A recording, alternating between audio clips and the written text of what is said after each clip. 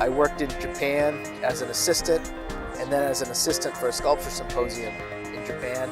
And I thought, wow, this would be great to do something like this in Maine.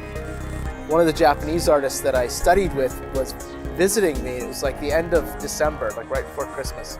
And so I took him out here to Schoodic Point, and he said, wow, you should have a symposium right out here. So we started talking. A couple of years after we made those initial contacts, we set it up, and it seemed like a perfect location because there was the lodging, there was the visual inspiration all around, and we had a lot of local quarries in the area. So we started going to the local communities and said, well, we want to do this, we want to build these pieces out here, and we want to try to provide permanent locations, sort of formatted as an artist residency program. Initially, we envisioned it as a 10-year project, doing maybe 6 to 8 sculptures each time. We produced 7 out here the first time, and then focused more on 6 artists after that.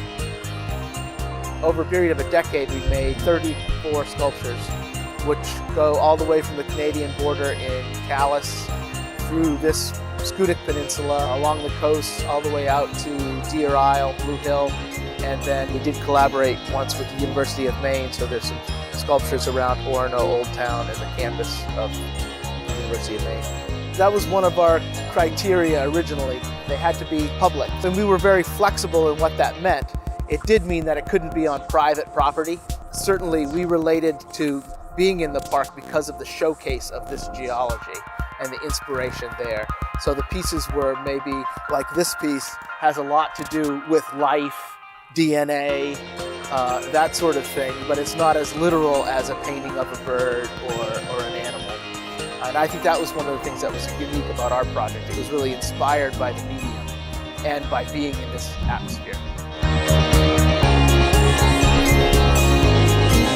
I have great admiration for Jesse Salisbury and other artists involved in the Schoodic International Sculpture Symposium. It's a wonderful example of artistic inspiration via park experiences.